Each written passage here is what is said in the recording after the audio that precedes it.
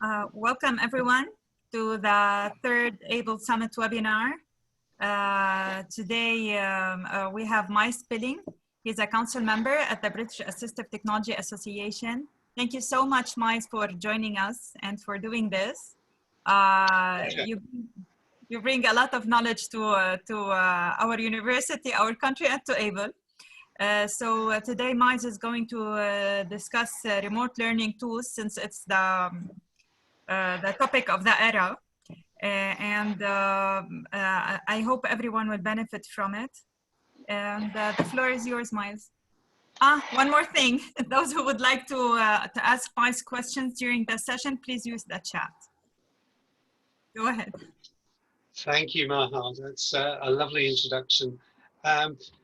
Yes, I'm Myles. I'm an assistive technologist, which in my country is still quite a rare thing. There are people out there that do the kind of thing we do. I call myself a problem solver. And so I look at situations and find a solution that matches them. And I, as my strap line on my website goes, changing people's lives one person at a time. So I think that's a good attitude to start with on this subject of remote learning. Right, what do we mean by remote learning tools? The thing that I think about it very much about remote learning tools is that it's tools that enable us to connect with people in the way that we're doing right now with Zoom.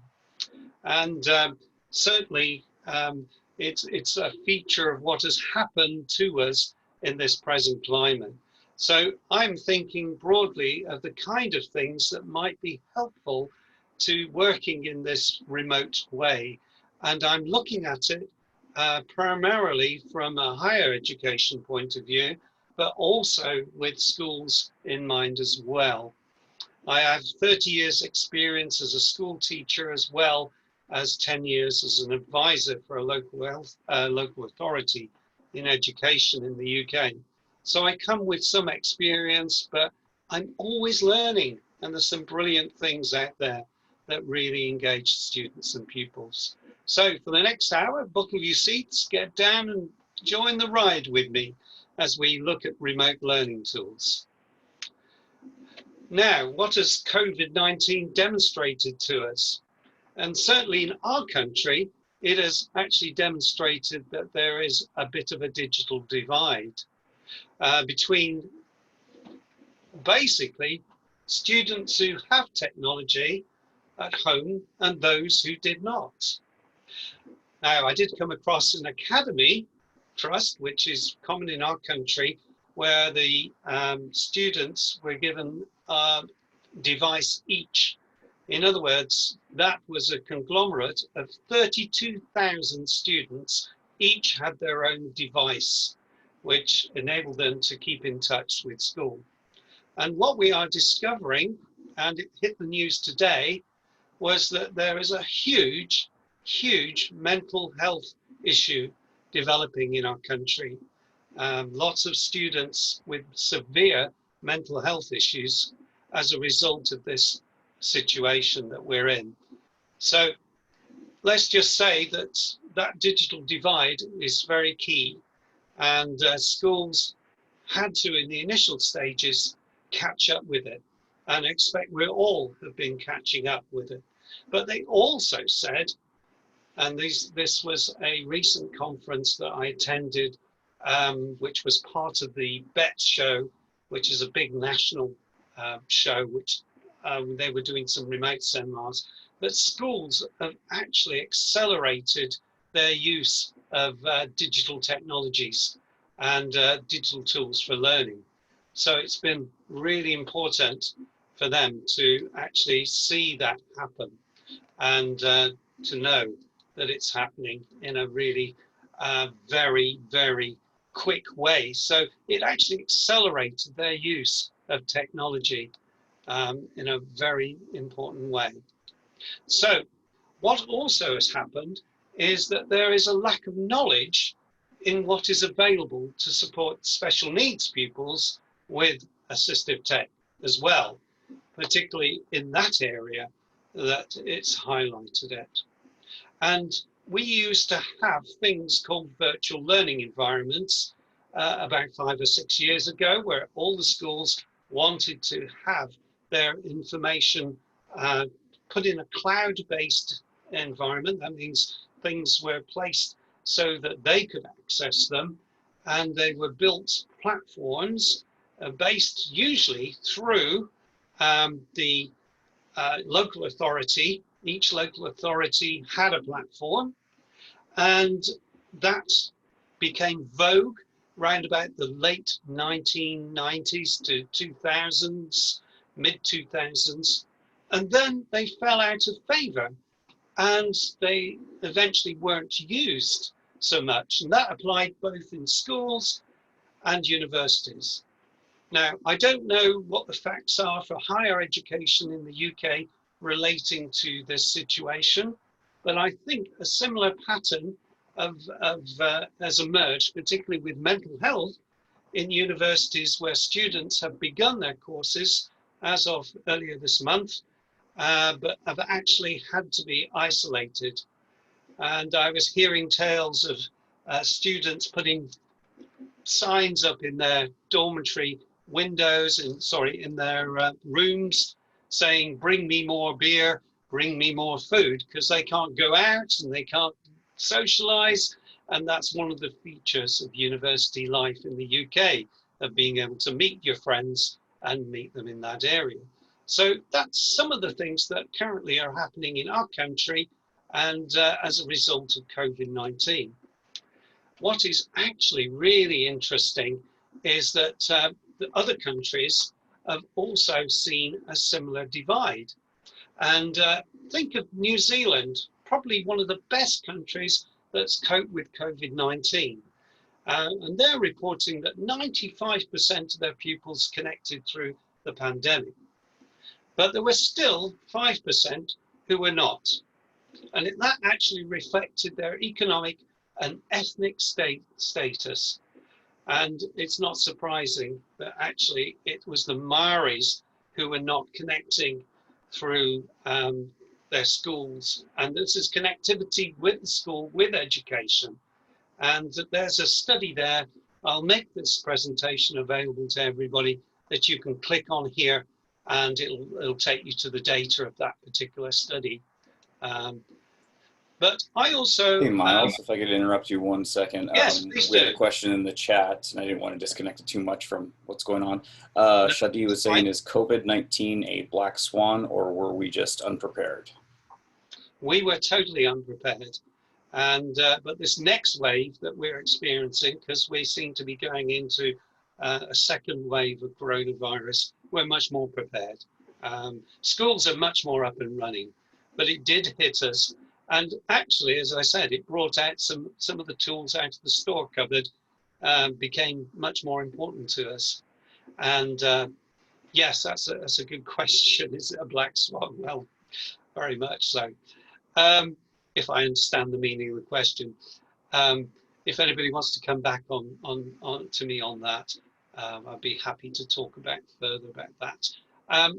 Still, what I also did is that the council that I'm a council member of runs online chat groups, really. And I approached the educationalist group, which is basically a lot of people from higher education, as well as secondary, had a few primary. That's the sectors. Came back, and actually they said that I asked them what kind of tools did they use during this period? You know, what was useful to them? And they came back with this list, if you like. Microsoft's tools, the immersive reader, and the collaborative writer. Collaborative writing, that's sharing documents through emails, became vitally important. So that is an interesting aside. I've always loved Microsoft's shared documents, which is in Office 365, because you can write and send the document back to the sender. So it's perfect for marking students' work. So that became important. Also, VLEs, those virtual learning environments, being able to change formats of different information into Braille, into e-published documents, to MP3s was very important. Then there were dictaphones, which became important, which actually I've always tracked as a bit old school, but they came into the fore as recording what was being said and that could be taken away portably and used elsewhere. And then we have note-taking software and mind mapping software and time management software. And of course, there are different video conferencing tools like Zoom, Teams, audio video content, screen sharing, and mouse control. Now, I just want to go back to one of the note-taking softwares because that may not be familiar to you. Again, I will stop at different points in this to ask for questions. But let me just demonstrate this and then I'll pause so that Jeremy can jump in. He's my go-to for this session. Okay, so I'm just going to show you Glean. Glean is a relatively new product that has come onto the market. And yeah, I'm just looking why it's just suddenly blocked me there. We'll come open up in another tab. Okay, there we are. So, what does Glean do? Well, we have a generation of software that records speech in real time. And it encourages an aspect of assistive tech, which I call active listening. Down here, we have different kind of colors and headings that we can put there. So to give you a flavor of what this is, imagine that I'm a student in a lecture and I want to capture what's going on. I can import the teacher's slides, but I can also record what's going on. So if Maha or Jeremy was talking, this would be them as well. This is all run on the cloud, by the way. So I allow my speaker, and you can see immediately that it is picking up my voice and making little bars. It's very visual, so it suits the visual learner. And I might want to say something very important in that period. It might just explain that note-taking is an art that nobody taught me, because it's true. I didn't learn how to take notes. I know that nowadays that can happen, but that becomes that little area then. I could set tasks for my students, again, encouraging that listening, and particularly students with special needs are quite poor at picking out the salient or the important bits. This just gives you an option to say, let's look at different ways that we can record our thoughts. So that becomes part of the notes from there. I can stop at any point and I can go back and rewind. It is picking up my voice and making little bars. It's very visual, so it suits the visual learner. And I might want to say something very important in that period. You might just explain that note-taking is an art. There you go, you got the idea.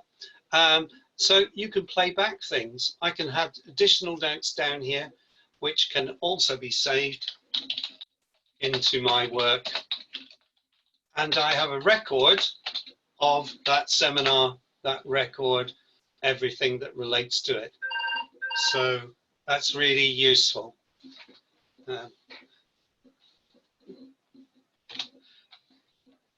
So I'm going to go back now and you'll see that I've got a list of different things here that I've used over the last few months, and it stores it in the cloud so it never goes away. So it's always there. At the moment, during COVID, this was offered freely to students to keep a record of their work and also to be used in recall and playing again. Because one of the other features about this is that it allows a student with special needs, particularly dyslexia, to actually recall the event again and to go through it. Playback becomes extremely important to the student with those needs. Jeremy, do we have any questions at this point? No questions. I just put up the URL for Glean if anybody wants it. It's also in the app stores, I think. So. Yes, yes. Glean is a new addition from Sonocent, and there's several other kinds of softwares there that I would mention. Also, I would mention, while we're on this little bit about video conferencing, I've actually found the value of using a second webcam in my presentations to students, engaging them in practical activities, using a second webcam on a tripod, which acts like a rostrum that shines down on my hands. So I can be demonstrating a practical activity and the student can be actually doing that activity. In Zoom, there's the option to have more than one camera running, so I can flip between them, which makes it very, very useful for developing great interactivity, which is a key feature of remote learning tools. So what other tools can we use? I've just listed a few that I have come across that are very helpful. One that's not well known is App Writer, and that particular tool enables you to write over the top of PDFs with word prediction and to be able to fill in, if you like, electronic exam papers. So you could use that tool to develop that.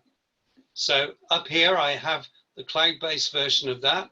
I must apologize, I have not logged in with that at the moment. So I'm going to just try and log in and then you see the process. So I'm going to use Google for that. Oh, wait a minute, wrong login. Talking and doing work, it's quite a difficulty for me.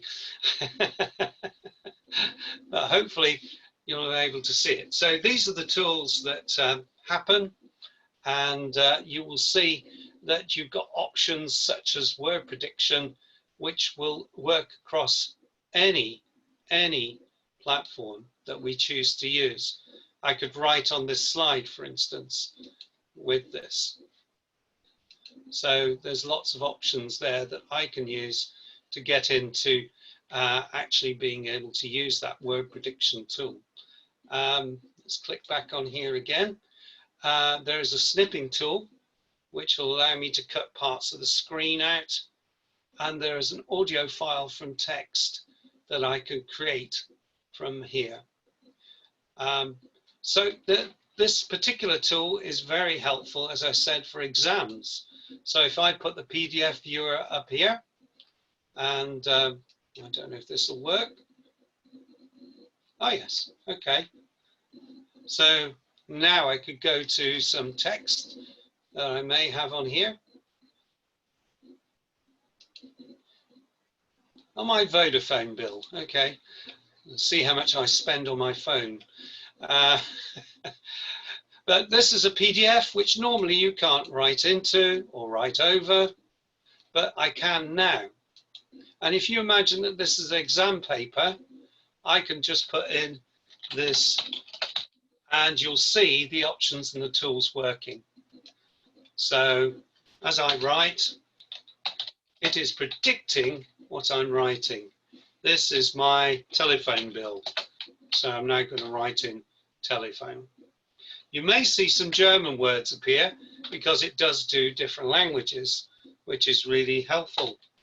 So we've got telephone. Telepathische. Yeah, and it comes in. Teleportationen.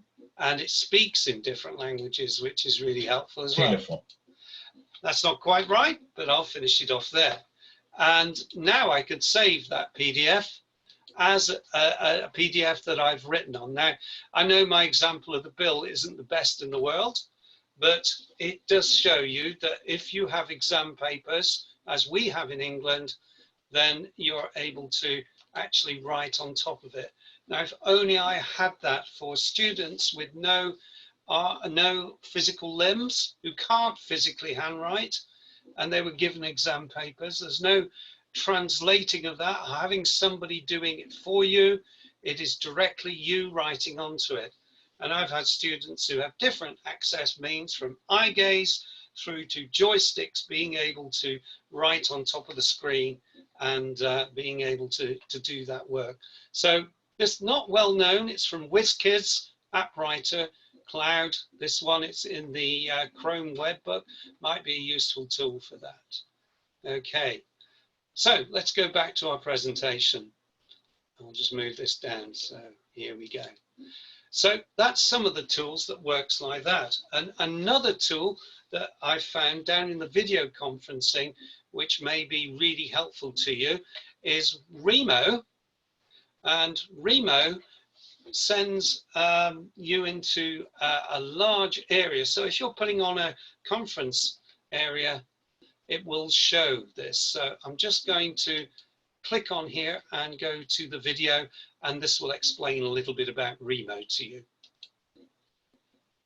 Hi, Simon. How are you doing? Julia, yes. Julia. Hi. How's everything going?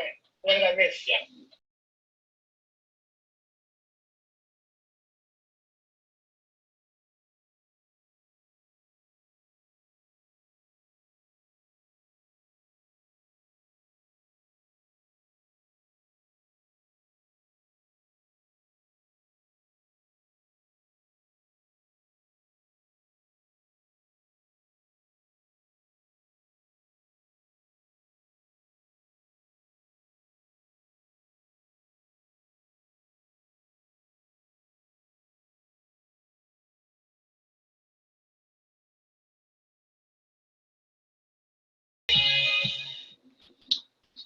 So basically, it's an online conference center with tables that you could go to, so you can send people off in different groups to actually have discussion. I've seen it used in a networking event where some suppliers and producers were able to go to set up their own little table and have a group, and you can move around the conference room as you would in the real world. I think it's a really interesting little tool, and it does cost. It's not cheap, but that's called Remo. But my personal favorite is this tool, which I was telling Jeremy about just before the conference call, which is called StreamYard. And StreamYard is completely free at this point. I use it myself to broadcast. So it's very much a streaming tool, which you could use to promote particular things to your environment.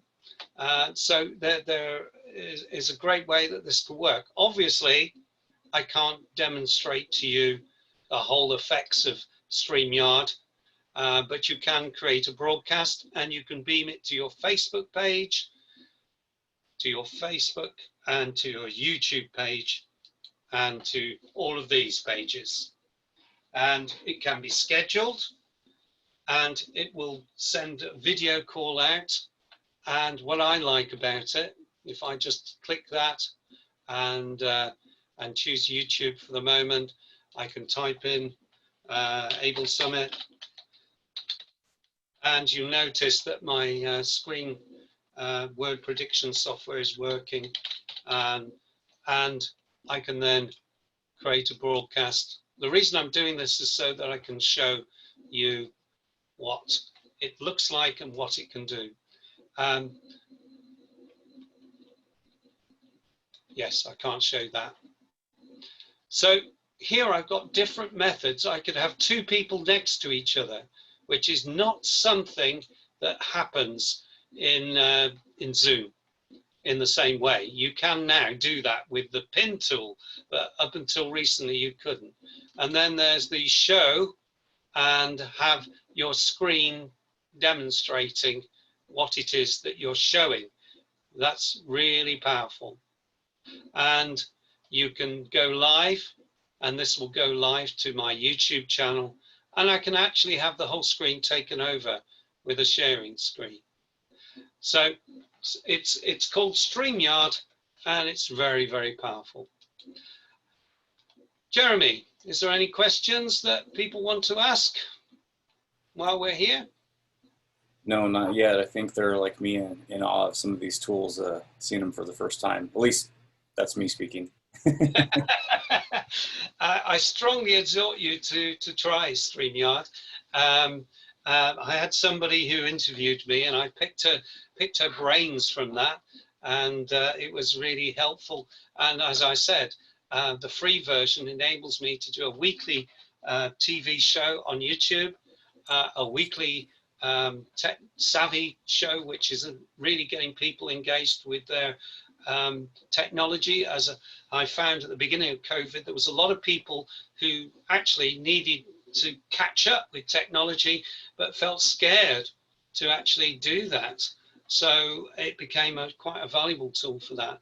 I think there have been some more questions, haven't there? Yes. People just put some things up. Do we want to talk about that now, or is it comments? We have two questions, and feel free to, if you want to take them later, let us all know. But Heather McKenzie says, how are the accessibility for the blind on the tools being shown?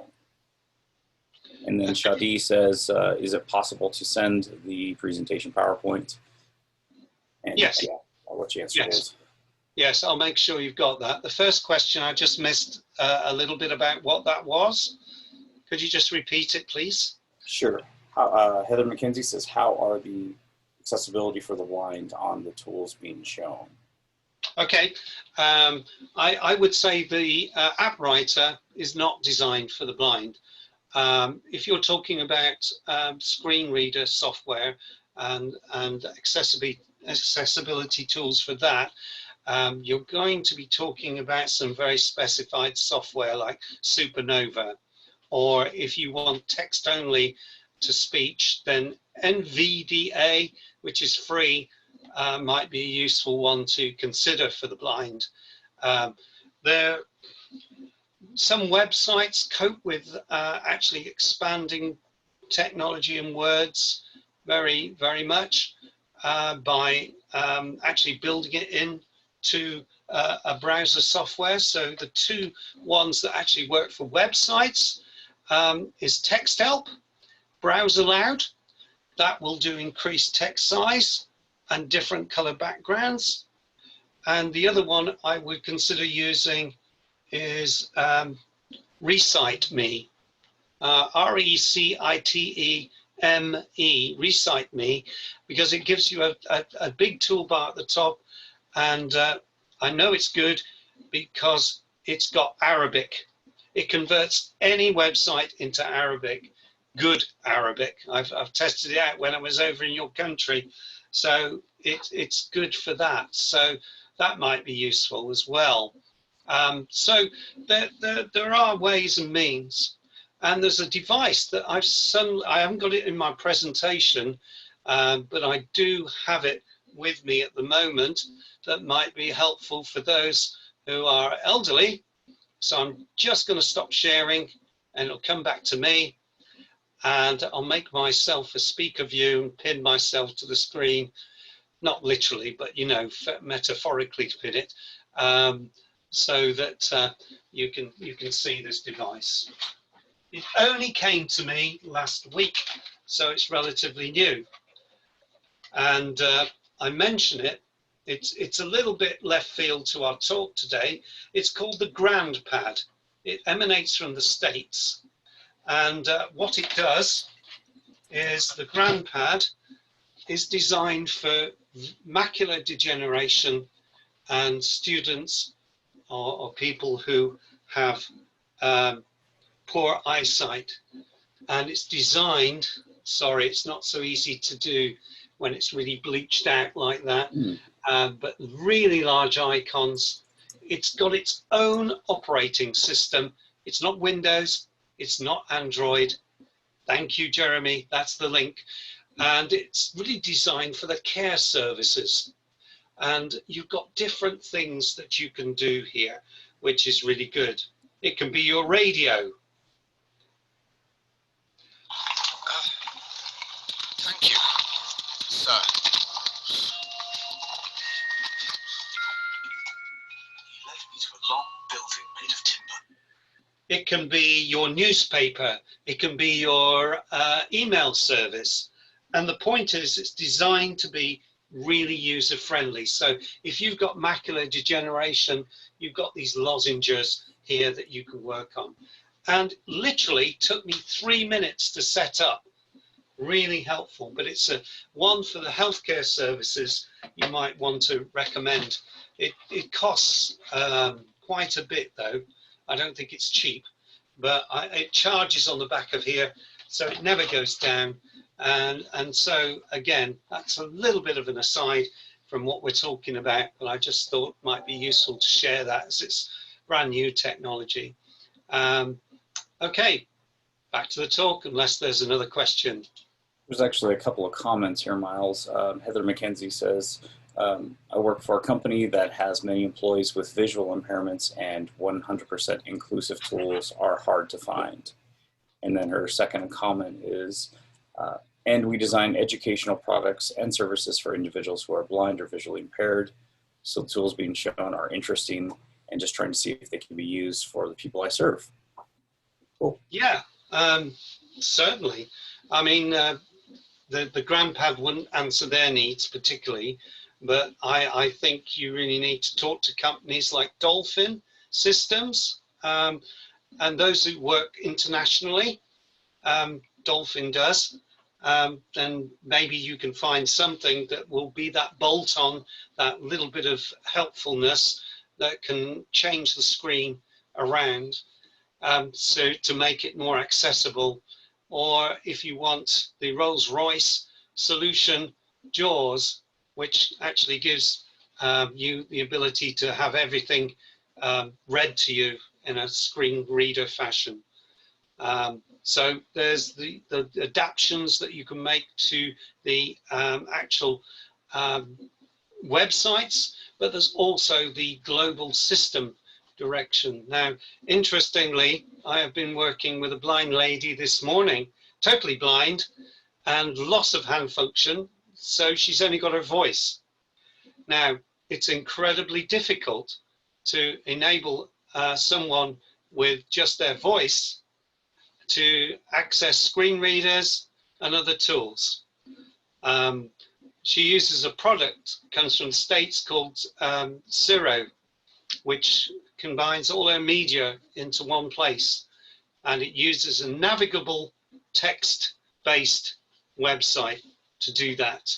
The biggest problem we have is consistency, and therefore there is a huge need for bespoke tools for the blind, which will enable them to be able to control the entire device, either through a shortcut keyboard, or if you're speech only, speech entirely. I think we have some move to that. If anybody knows the answer to that, I really would love to have a discussion with you, because I don't know of anything on the market. Now, back to remote tools. Went on a little diversion there.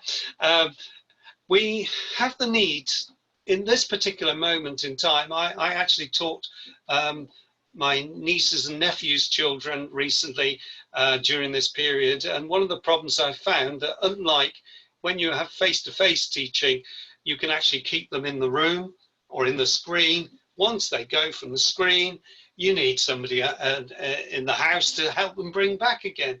So that got me thinking about what kind of interactive tools would be extremely useful to use. So here is a list, a carte blanche list, some of which you may or may not know. So quizzes, very important. Kahoot quizzes provide motivation and gamification. This is for primary age, if you like. But it's really important for all students too.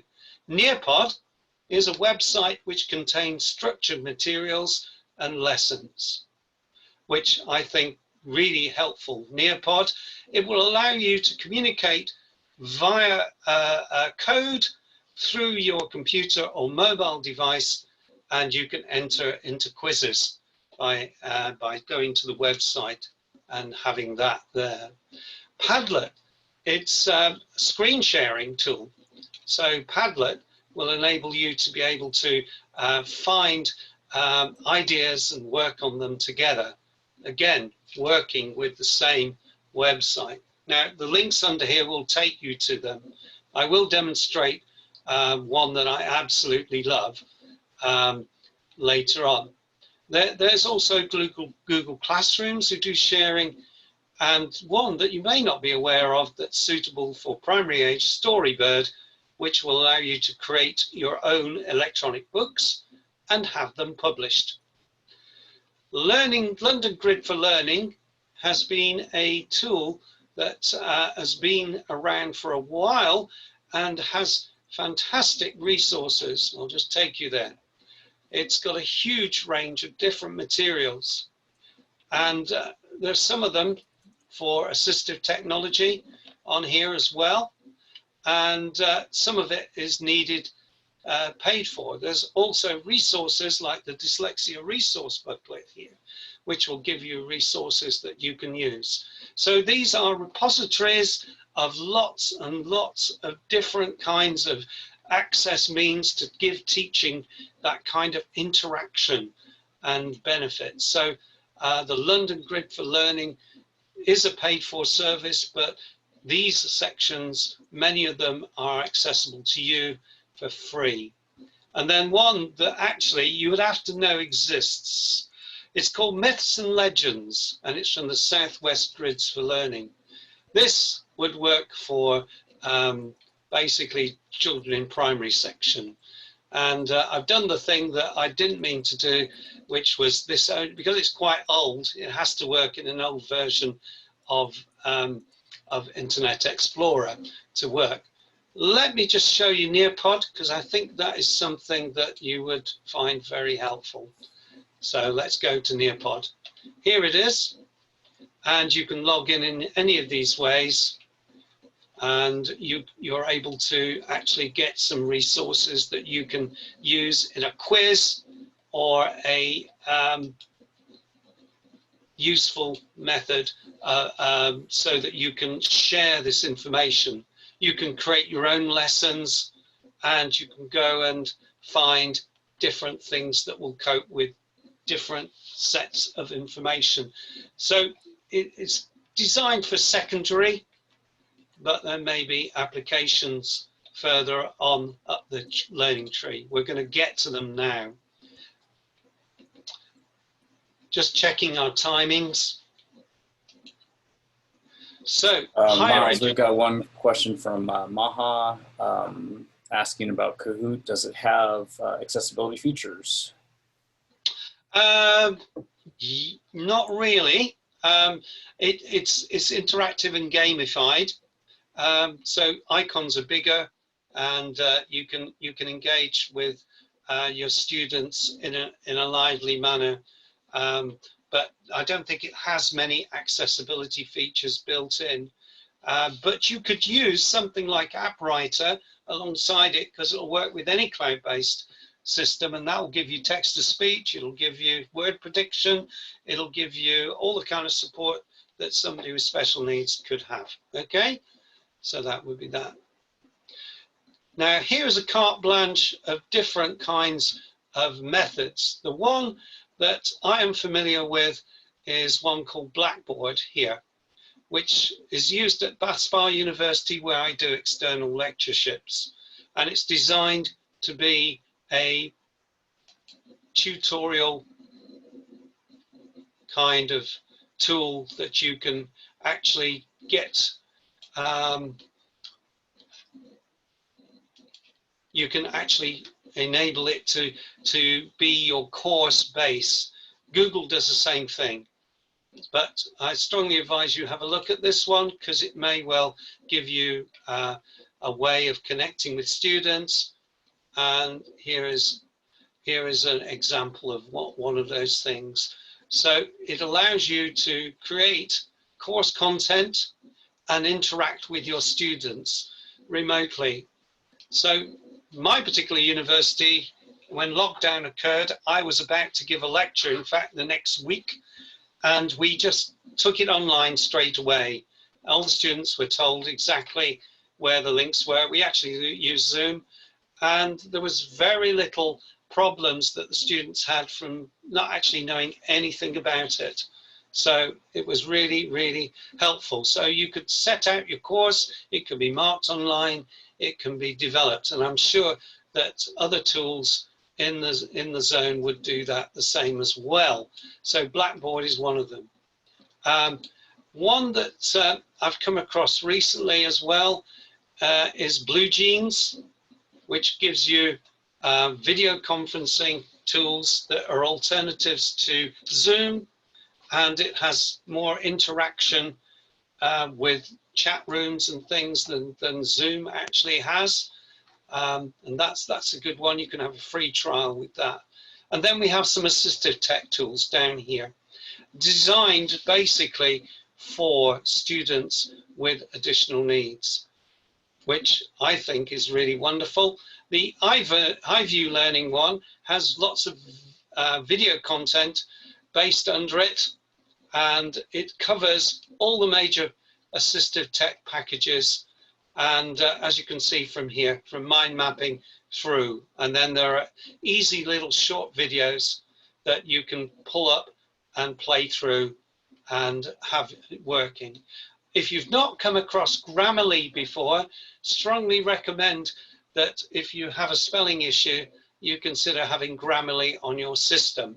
It actually appeared in one of my writing modes on the Glean program that we demonstrated.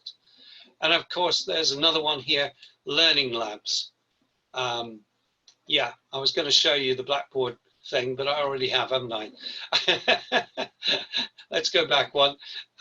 One that's very interesting that's come out, we have a term for it these days, is a Cognosist. And Cognosist has a very interesting approach to helping students gain their understanding through learning. It's designed not just for the student, it's designed for the workplace. And these are all the things that they can do to help you.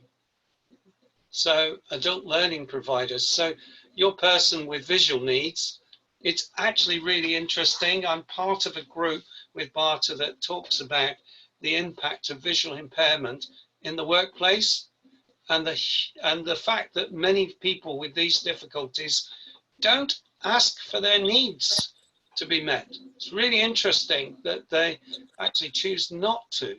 So very, very interesting. Are there any questions, Jeremy? Because I can see lots of comments coming in. Don't see any questions. I don't know if there's, if everybody's experiencing this, but I'm starting to see some gray bars over the some of the screen share. So Okay. maybe just restart the screen share so we can, hopefully I'll go, yeah, you just moved it. That must be a toolbar or something. It is a toolbar. I wish I could get rid of it. Gotcha. Otherwise, no other questions yet. Okay, fair enough. I'll just try and keep it out of the way. So Cognosist, very useful to organisation to have a look at, and they are growing hugely. And you might find it helpful in the workplace or transition to the workplace, as there's lots of information there that you could take on with it. So that's higher education, and the major players like Google, Microsoft, and Apple all have solutions that help. And Microsoft, having quite a bit built in with its immersive reader, can actually be of great value too in that context of actually giving you content that you can use. I've mentioned the Blackboard course site, and that's the Learning Labs page. So you can see there are lots of little short videos, because what we have discovered that if students get the information in one shot on one meeting, if they've got special needs, it doesn't work. You actually need to have short little bits of video or interactions with the student, and then they're able to take on board the information and they can do it at their pace in their time, which is helpful to them. There's the link for Google Education if you want to follow through on what I just said about Google on that. So here are some advantages for actually people using remote learning tools. That the content can be replayed, repeating the lesson, going over key points. That screen sharing and giving people mouse control actually gives better one-to-one support. So if you're doing individual tutorials, that was found to be extremely beneficial by the groups I contacted on our Google group. Breakout rooms, that's something that we haven't done on this call, but is extremely important, and Teams and Zoom and Remo allow for that, those little groups which increase interactivity and engagement, as particularly in a lecture type situation. Linking ideas through polls, quizzes and games is very helpful too. And we mentioned about note taking and then presenting information in a kind of one-way format, if you like, but also through interviews. And then one or two interesting ones that you may not have come across, like ThingLink and What 3 Words.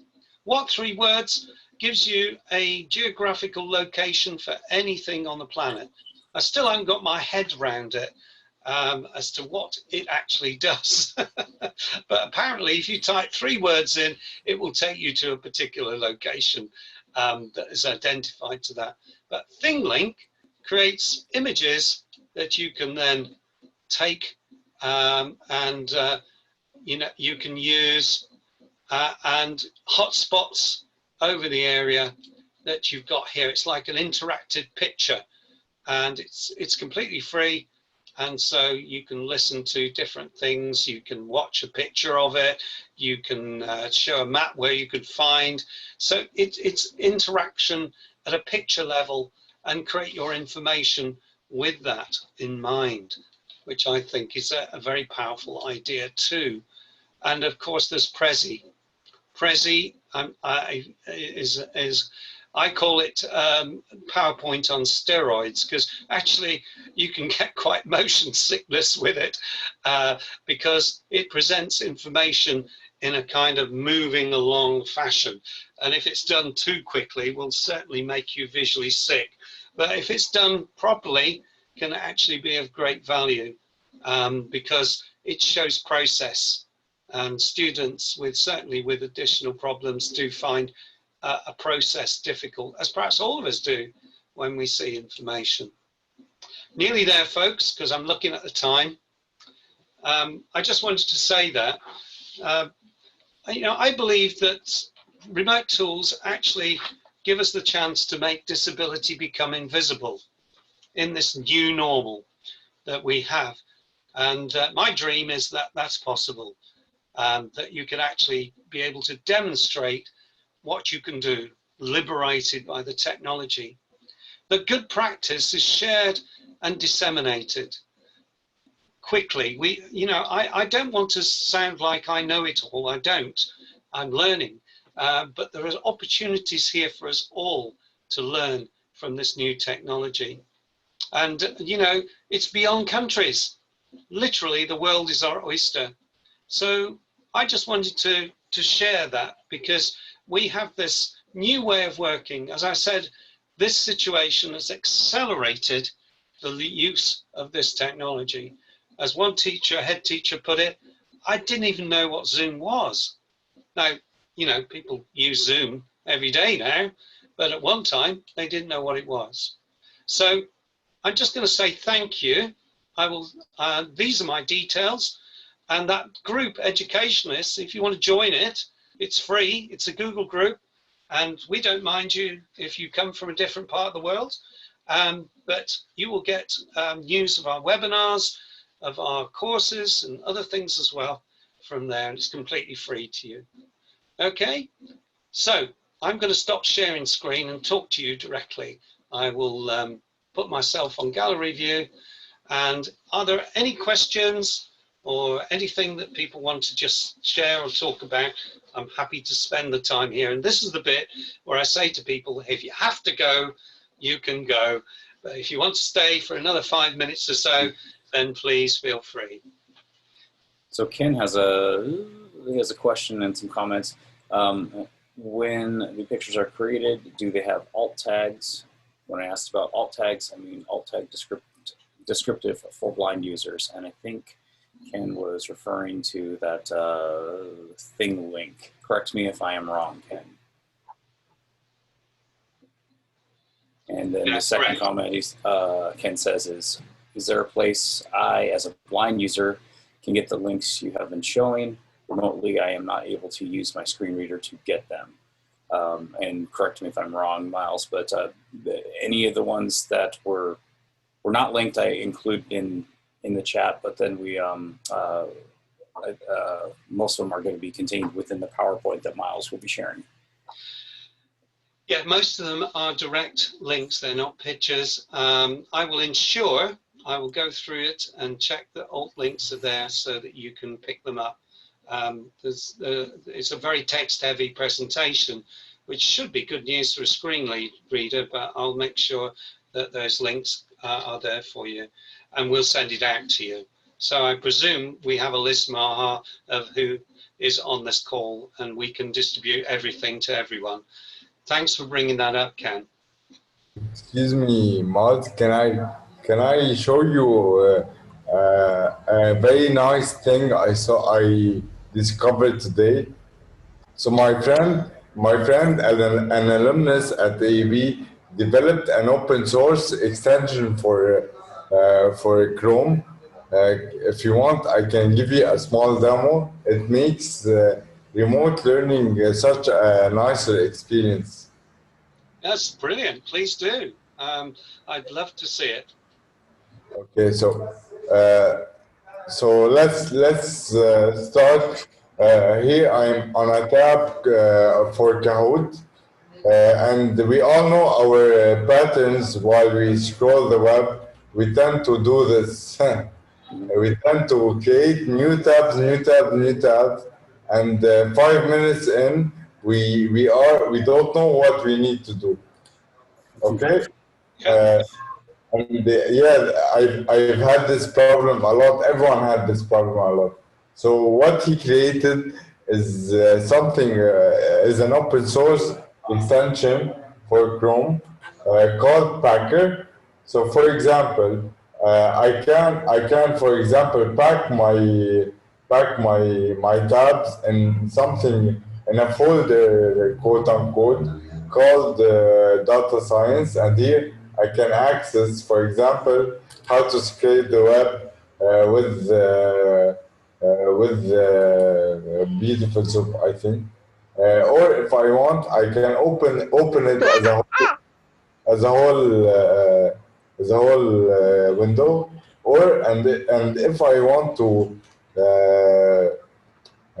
for example, let's say here I went onto Google or Glean. Let's say Glean. I can go on here and say for remote tools. I can add this tab, and here it is. It's like magic. Yes, very good. Please send me the link to that on the Chrome store. I'd love to have that and demonstrate it to people. That's very helpful, Chaddy. Thank you so much for sharing that. And the guy I would love for his name to be out there. So his name is Jean-Marc Saad. So I think if I send his name on the chat, he would be very he would love it if we gave him references. Of course, yeah. I run a blog, and I'll certainly write about it. If you send me the name of the product, I will get it up there and share it with people. Okay, so what do I exactly do? What do I send you? name of the product. I can find it on the Chrome store if it's on the Chrome store, and also your name of the person, John Mark, which I think I can remember. But yeah, like the butterflies on Maha's wall, I might forget. So yeah, because the exciting thing about this product is that it's open source. Yeah, fabulous. Right, that's what we need. More open source stuff that can really make a difference to people. Right, do we have any other questions? People are joining and leaving and coming and going. It's getting quite interesting, I see. If you're just joining it, we're just at the end. So rewind, make it happen. Yeah, you'll catch the recording of it. As long as we captured people's addresses, then it should work from there. Are there any other questions before I hand back to Maha and Jeremy?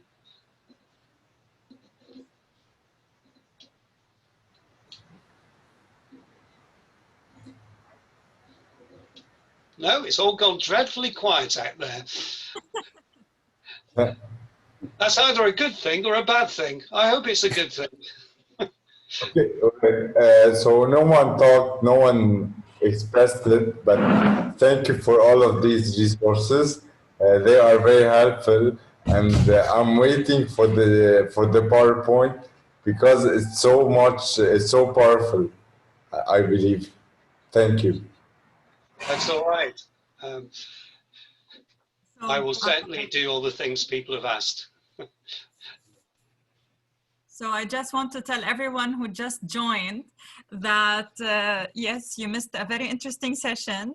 And please, if you don't get the recording from us within a week, please feel free to reach out to me. We will try to capture your names from here, from the meeting, and provide you with the slides. Basically, Myles provided us with very powerful tools for interactive online learning. Tools that I haven't known about, and some of them are really on mind now. They will be very useful for me, and I bet for many of you. So we will be providing the slides, the video recording of this session. It's a 1-hour session. We will post it on the social media as well as the AUB library. Did I miss to say anything, Jeremy, Myles? I don't think so. But yeah. What I'll try and do before you close the chat window down is I'll give you a direct link to the present slides, which will change, but it will allow you to be able to share this. If you take a note of the chat window, I'll just make sure that I've got it copied. There we go. Right, hold on a second, coming across to the call. So if you go into the chat window, this is the presentation that you will find. Okay, and that should be available to you. Perfect. Oh, I've got it sent to Jeremy. I'm going to send it to everyone. Okay. There we are. That's the link. Sorry, it's a bit long. I haven't had a chance to shorten it, but that will be adapted for the blind if I haven't done that already, and I'll check the accessibility functions of it. By the way, if you're interested in accessibility, there is an app in Chrome that will actually check the accessibility of your website. It's just one of the options. It's quite good, actually, because it does give you a pretty good idea of what you haven't done, which is usually the problem with accessibility. Yeah. Excellent. I just wanted to say a quick thank you to Myles for a great presentation, and Farah and Maha for putting so much into still bringing us this content amidst everything that's going on. It's just so awesome that we can still have some semblance of the AUB Summit still going on. So thank you. A big thank you from my end to you guys. Thank you so much, Myles. That was so useful, so beneficial. Thank you. Thank you. Well, thanks for asking me, and I'm so glad that we can do this despite everything. We shall overcome. We're still having people. Yeah, I'm seeing this too. It's amazing, isn't it? Yeah. They smell the coffee. I think because Go to the a chat timing of the window. last session was an hour later, maybe people still think it's at 6. That's my fault, I guess. Well, All right. Well, like Maha said, we will have this recording up. Yeah, sorry, it takes a little longer. We just want to be sure that the captions get vetted by humans and are as accurate as possible. So just look forward to updates on social media. And where was the other place you said you were going to post them? AUB website. We will put it in the library as well as the events section. Wonderful. if something doesn't work, let me know and I'll resend it in a different format. But yeah, that link should be the latest bits of everything by the time they're all done. Okay. Thank Perfect. you, Mike. All right. Thank you, everybody. We will see you again soon. Thank you, everyone.